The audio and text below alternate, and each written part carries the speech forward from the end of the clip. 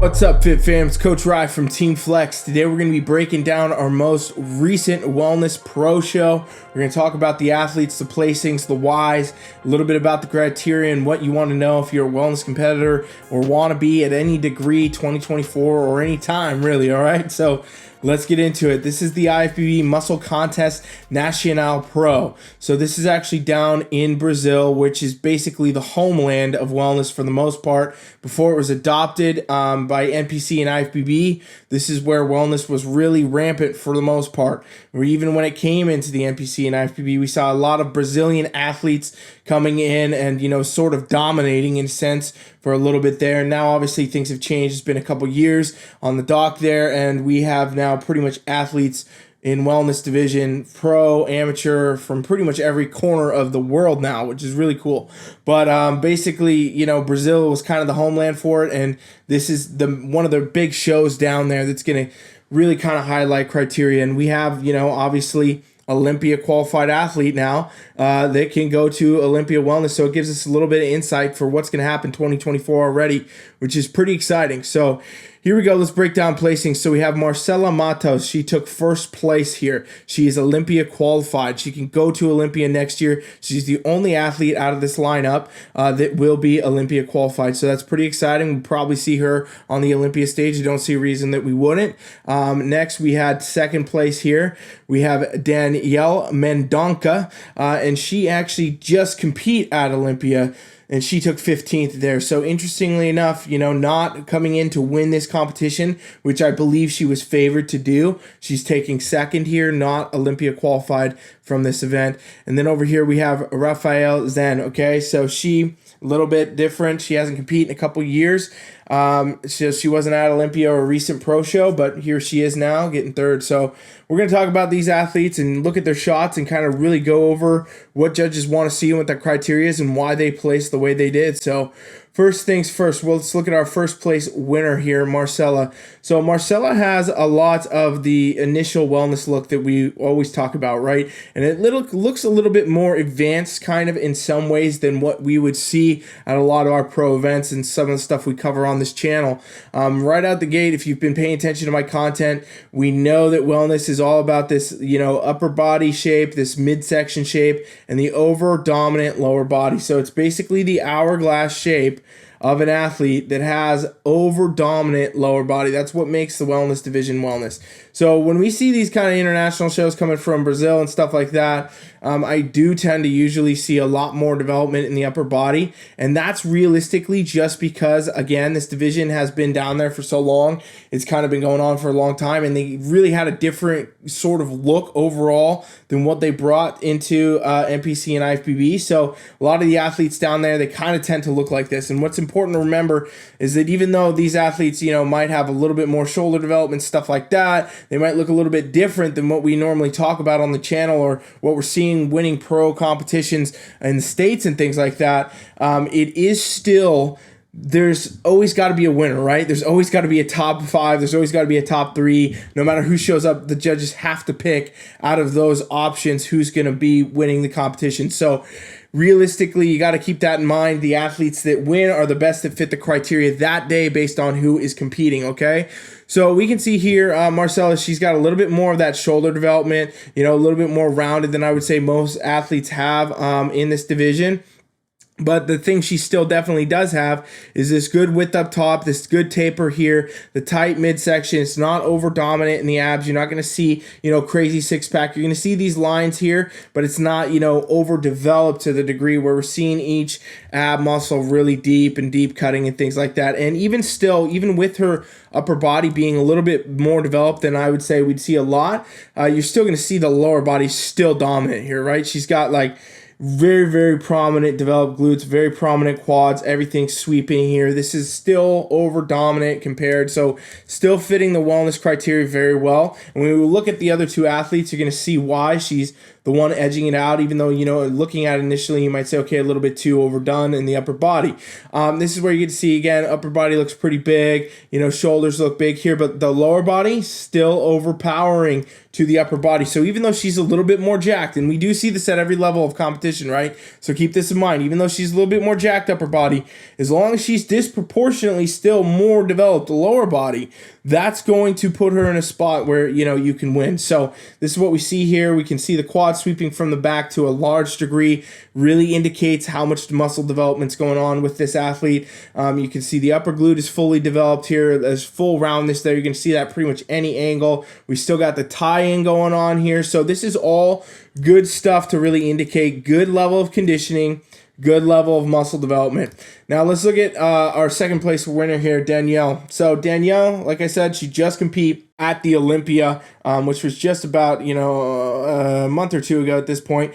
And she basically came in 15th place. So not in the top call-outs, obviously, anything like that, but, you know, obviously making changes to her physique, trying to go to pro shows, requalify to go to Olympia again, so on and so forth. So here we can see, you know, she's got more of the kind of classic wellness look. It's very dominant lower body. Shoulders are not too developed. But really what she missed the cake on here a lot is the symmetry, right? So she's got a lot of symmetrical look from upper to lower. Like this is a very symmetrical physique here. The lower body almost matches the upper body in this case. So even though it's a little bit less dominant upper body wise than first place winner, it's a little bit too symmetrical in the case. And we still got a lot of good glute development and quads and everything here, but that's being missed. And I would say the conditioning here is a little bit off too. She looks a little bit too soft, and we really see that again from the back pose, okay? So it doesn't look as symmetrical from the back pose, and it's interesting how athletes look very symmetrical or different in a front pose versus a back pose, right? But here you can see that this is almost the kind of opposite effect. It's just not the right muscle balance for the wellness division in this case, where it looks really like her lower body, her quads and her glutes from the back are very, very overpowering in the sense that we're just getting too much of it here. And also, you know, her conditioning's just not even. She looks softer in the front pose and very, very lean in the back, right? We're showing full striations of the hamstrings and things like that. So disproportionate conditioning is going to place you in a lower kind of tier, you know what I mean, as far as judges are looking at with the criteria and everything. Like from the front, we don't even really have ab lines, and from the back, we're getting really, really deep cuts in the glutes and the hamstrings. So that's basically showing imbalance in conditioning, imbalance, you know, front conditioning, imbalance back conditioning, so on and so forth. So this, you know, like I said, I think Danielle was pretty much favored to kind of come into this and win. She, you know, she's taking second here, and I think that's one of the reasons. So if she can even out the condition, she can kind of even out that muscularity a little bit, make the change, probably change the posing a bit, honestly, from the front pose to make the lower body look more dominant, which, you know, can be an easy tweak. Then that can really help her on the stage, I think. And then let's look at our third place, Rafaelle Zen here. So this is interesting because she almost has the opposite effect. And this is what we see at these, you know, pro shows. A lot of you watching probably right now are like, I don't even know any of these athletes. These are not my normal, you know, my favorite five that I pay attention to in wellness. Well, there's tons and tons of athletes that are going to be competing, and a lot of them that, you know, come through, and we don't always have top athletes that, you know, everybody knows, these kind of influencer with the millions of followers type athletes. But I want to give a spotlight to everybody and really kind of look at everything. And we do see a lot more variety actually at the, you know, events where these athletes are not, as far as the athlete quality goes and what they look like and everything like that. And it honestly gives you a better insight into what judges are looking at if you look at the events that don't have, you know, these kind of big top athletes in the sense that you would know, you could say first name basis, oh yeah, I follow that person. You know, you really, when you look at this, you get a better insight into actually what you'd be judged like at your own event, at your own pro show, at your own, you know, amateur, so on and so forth, and what really is going on. Because when we look at the top, you know, it's down to the littlest of things that make the differences. When we're looking at the real, you know, real nitty gritty kind of pro shows, amateur, nationals, all these, we're getting a very good indicator of what judges look like, because the athlete variety is very different. And that's what we see here with Rafaelle, right? So almost like we were talking about with Danielle, she looked a little bit too soft from the front. You know, Rafaelle, she looks too lean, right? We're seeing actual muscle cuts, deep veins in the arms, and I mean, this is very lean physique from the front. That's really going to hurt her already, and she doesn't have as much of the shoulder development. Obviously, she's still got the good taper, the good wellness look, but again, very uneven conditioning, right? Lower body looks much softer. We're not even getting like very little soft splits in the quads, but we are getting very deep kind of cuts in the upper body and down to the veins that are kind of showing forth. So that's going to make a big difference, right? Judges look at this and they say, okay, I see the shape, but the conditioning is just not even. It's not right. It looks a little bit off. And interestingly enough, even from the back, this is the kind of same effect we get, right? So it looks a little bit, from the upper body, everything's in a good spot here. The shape's good. Everything's right there. That taper's still good. But that lower body again, where it didn't look very conditioned from the front, now it's kind of still got that uneven conditioning here. Very lean, a lot of vein striations going on here. This is all stuff that affects, your placing.